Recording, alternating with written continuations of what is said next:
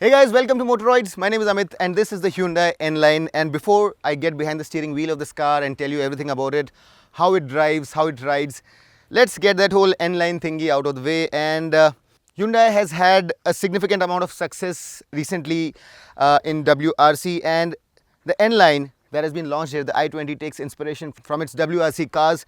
And the N here represents Namyang in Korea and Nürburgring, where this car was honed. So the N here is the performance line of Hyundai cars. Now this is not a full-blown N performance car, this is just N line. And to give you an analogy, you must have seen BMW M cars like the M3 and the M5, which are significantly more powerful than the other regulation cars, and those cars are significantly more expensive also. Now there are people who like the M badging, but they don't have the purchasing power for going for a full-blown M car. So what BMW has done is they have introduced the M Sport badging, wherein the car essentially remains the same, but it gets the M badging in places, gets more flared, and gets some racier bits like a sportier bumper and some racy bits inside and on the outside for a slightly higher amount of money. And that analogy is more or less applicable to the N-Line also. So it's not a full-blown performance upgrade, but it has bits that make it racier. Most of the changes here over a regulation Hyundai car would be visual, but there are performance related changes also. And on the outside you will see a lot of changes, and I'm going to talk about it. I'll get behind the steering wheel and let you know everything about this car, how it drives, how it feels. But let's first quickly get done with the visual changes that Hyundai have brought about. And as you can see, the lower part of the bumper has been completely redesigned, and the biggest change that you'll see is this element here. And this red line also here adds a dash of sportiness. This grille is also very different, and it has this checkered flag treatment given to it along with the N-Line badging. And while the lower part of the bumper has been completely redesigned, this car is clearly identifiable as the Hyundai i20. However, with these changes made, obviously the N-Line car looks sportier and a lot more aggressive. Now coming towards the side, you'll also see the N-Line badging on the fenders.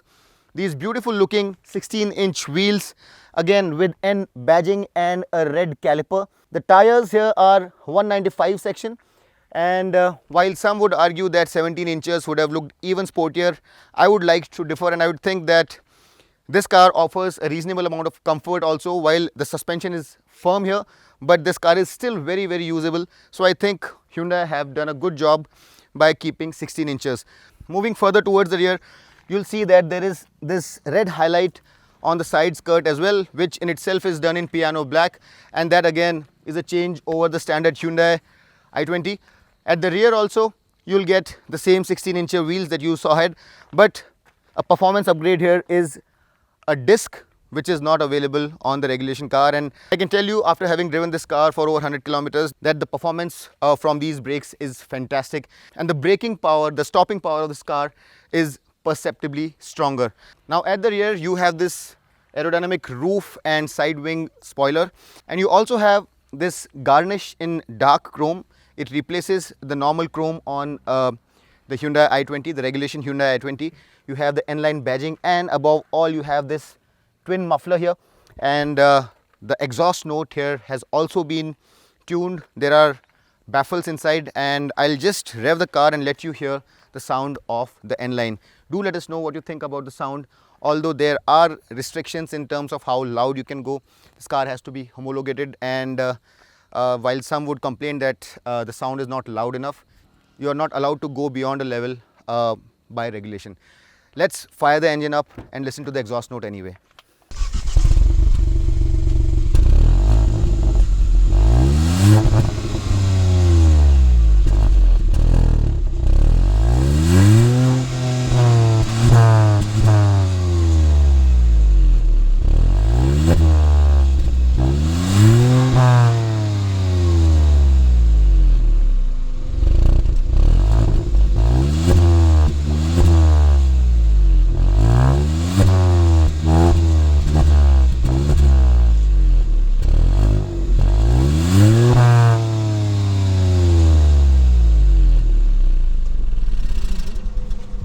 Now the Hyundai N-Line is available in 4 different colors, and out of these 4 colors, 2 colors are also available with a black roof, and there is a special color called Thunder Blue which is exclusive to the N-Line. You also get Fiery Red, Titan Grey and Polar White, and Thunder Blue and Fiery Red are available with black roof. The features available on all the 3 respective variants can be seen on the screen right now, and you can pause the video and have a look at the features which are available in each variant. Now this color here is the Polar White, and I really like it because the red highlights on this color really stand out, and if I really had to pick one color, I'll probably pick this of all the options that we have here. I really think that this car stands out, and for the kind of money that Hyundai is asking, it really makes enough distinction for itself. What do you think of how this car looks? Do let us know in the comment section. And now it's time for us to get inside and see what all changes have been introduced in the cabin. Alright, now I have done a very detailed review of the Hyundai i20 before, and the interior in terms of functionality more or less remain the same. I'm going to talk only about the changes which have been made, and if you really want to know about the Hyundai i20 interiors in general, you can watch my review at the link which is provided above. Let's get inside now, and on the inside there are a few changes which have been incorporated, and these red highlights that you see here can be found across the cabin, and as you can see, these leatherette seats also have red stitch and red piping. The AC louvers have the red highlight. The air con controls also have the red highlights I just talked about. The gear knob here on the automatic as well as the IMT variants is completely different from what you get in the standard Hyundai i20. The steering wheel here is a new unit. It's a 3-spoke unit, and it's also leather wrapped with this contrasting red stitching which adds to the sporty touch. As you can see here, there is this N badging here at the bottom of the steering wheel. Now while these pedals are quite sporty, these are not exclusive to the N-Line, but they feel sporty nonetheless, and these steel pedals with rubber grips feel rather nice. Along with all these changes, this car also gets exclusive red colored ambient lighting. Now the seat here also is finished in this checkered design with red highlights and branding. So all of this looks rather nice and sporty. And another functional feature that has been added to the cabin is that the IRVM is now auto dimming. So that's another great feature addition. Apart from that, the fantastic fully loaded interior of the Hyundai i20 has been carried over. And this one here in its class is probably the most loaded, the most feature rich cabin. And if you want to know about all the features, you can have a look at the review that I did before. One more important thing that you do well to know is that while the sunroof is there in the Hyundai i20 as well, with the i20 N-Line, now there is a voice command which allows you to open the sunroof with a voice command, and that is exclusive to the N-Line, and you won't get that feature on the standard Hyundai i20. You can also see the N-Line badging on the mats, but I'm not very sure whether this is standard equipment. This might very well be an accessory, but it's there anyway, and it would be available at the Hyundai showrooms if you want to opt for these. Apart from that, this big central screen, the digital display here, the Bose sound system, and everything else is top notch and absolutely the best in the class. So no complaints whatsoever there. Let's have a look at what's changed at the rear as well. Now the layout is essentially the same. The red highlights are there in that panel there. On the AC louvers, just like the front, and just like the front, you get this red stitching, red piping, and a checkered styling for the seats, and the seats themselves are done in leatherette.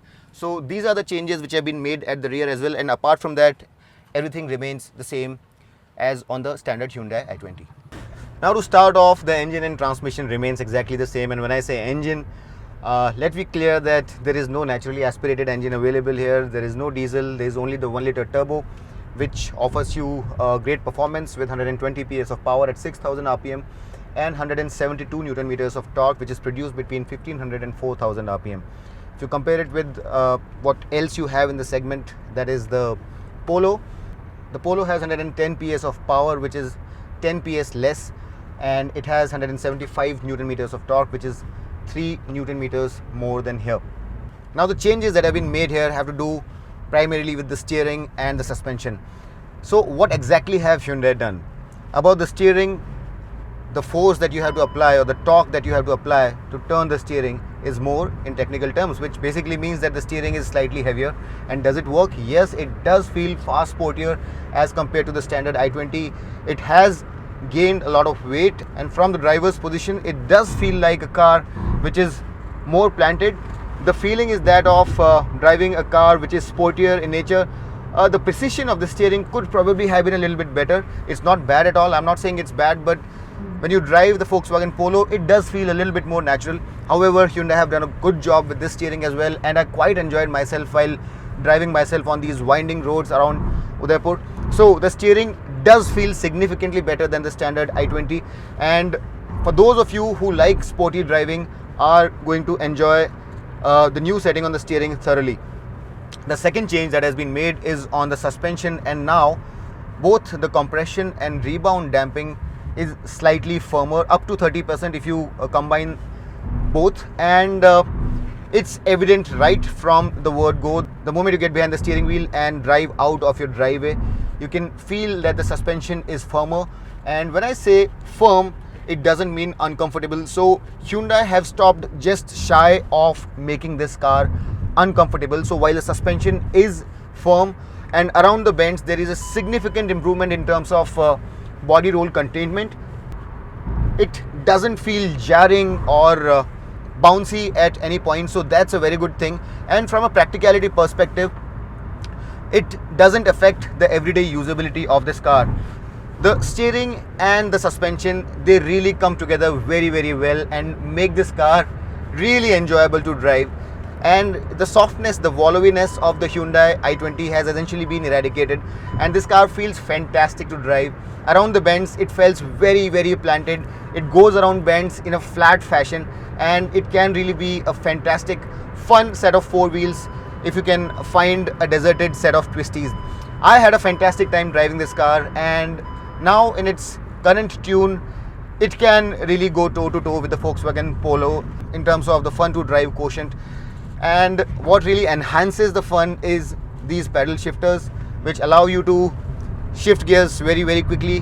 The 7-speed DCT that we have here is a lot of fun to drive. It's reasonably quick, and it changes gears intelligently very quickly, even if you're not using the pedal shifters. So it's a very good combination of engine and transmission. And given a choice, personally, if I have to drive one car of the two, the i20 standard or the N-Line, I would definitely go with the i20 N-Line. It feels far superior in terms of the fun to drive quotient. And if you are one of those people who like driving their cars themselves and like driving their cars enthusiastically, the 50,000 rupees extra on this car would be money well spent. Another important change in terms of performance that has been made is all 4 disc brakes, and you can clearly feel the difference when you're braking, and the stopping power on this car is significantly better than the standard car. And when you really want to drop the anchors, you can feel the additional force that allows you to stop in good time. A note also has to be made of the exhaust sound, and while a lot of people complain that this is not loud enough, as I mentioned before, there are regulations, and where you really enjoy the sound of the engine and the exhaust is when you're ambling around at low to mid revs. There is a very muffled, very mellow, sporty tone that you can hear if you have an ear for it, and it does really sound pleasant. Although it's not loud, it's not very apparent, and to a trained ear it does sound like a nice, mellow, mildly sporty kind of a sound, which does do its bit in egging you on to drive faster. Even when you're driving at slow speeds, you feel like you're driving a car which is modded. That mild sound of the exhaust and does make you feel that you're driving a sportier car as compared to your everyday rides, the Hyundai i20 standard included. So all in all, Hyundai have done a fantastic job of it. And while this car is not as cushy and as comfortable, as mellow, as absorbent as the standard Hyundai i20, but what they have done is they have made it sportier, they have made it much nicer to drive, and they have not taken away the comfort entirely. So even if you're traveling with your family, while this car will definitely feel firm over rough surfaces, that feeling of driving a firmer car is slightly more apparent, but there is absolutely no problem on well-paved, smooth roads. So if you're driving it on a highway, there would be no problem whatsoever. Even on undulations, there won't be much of a problem. Only on really bad surfaces, really rough patches, you'd feel slightly more firmness, and again I repeat, it's not uncomfortable at any point. So in that sense, Hyundai have managed to make this car sportier without taking away the comfort entirely. And unless you are driving on some really bad patches of road, this car is reasonably comfortable and is as good a job as anyone could have carried out to balance out the sportiness and the comfort quotient. Now let's be clear about one thing at the very outset while we pass our judgment on this car. This is not an inexpensive car to buy. The Hyundai i20 in its stock form also is quite expensive if you compare it with other hatchbacks, but you also have to give it to Hyundai that they have loaded the i20 with all the features that you can imagine, and for this segment there is absolutely nothing that comes close to the Hyundai i20 in terms of the features that it offers. And now on top of that, the Hyundai i20 N-Line asks you for a premium of about 50,000 rupees. According to Hyundai, in lieu of that 50,000 rupees, they are giving you value which is upwards of 1 lakh rupees, but now that's a little bit subjective. However, if you want to compare it with other cars in the segment, they are substantially cheaper, and the only real competitor that this car has at this point in time is the Volkswagen Polo TSI, and that too the 80. Now that car doesn't come with a DCT, so that's where it has a distinct advantage, although that automatic is pretty good and that car still is quite a performer. But the price there ranges from 8.7 lakh rupees to 10 lakh rupees, and now on this car the manual starts from 9.84 lakh rupees, which is the N6 IMT variant. If you want to go for the N8 IMT variant, you'll have to pay 10.87 lakh rupees, and this one here, the one with all the bells and whistles, the DCT, comes at a price of 11,75,000 rupees, which is quite a steep price to ask for in my personal opinion. However, what this car offers you is a very distinguished image, and there really isn't quite anything like it on the market except for Hyundai's very own i20 in the stock form. So if you're looking for a car that sounds nice, that drives sportily and can be used on a day-to-day basis and has some pedigree at least in the form of badging, this is a car that you can look out for. But be mindful that this is not a car which is meant for the value seeker, and only if you have the extra cash to spare should you be looking at the N-Line. So that's that, guys. The Hyundai N-Line is a loaded car which is a lot of fun to drive as well, is frugal and can be used on a day-to-day basis. It's expensive, but for those who have the cash, it offers a very distinguished image. I really hope that I was able to answer all your questions about this car, and if you liked the video, do hit the like button, subscribe to Motoroids, don't forget to press that bell icon, and always put Motoroids in your searches if you're looking for meaningful, high quality, long format content.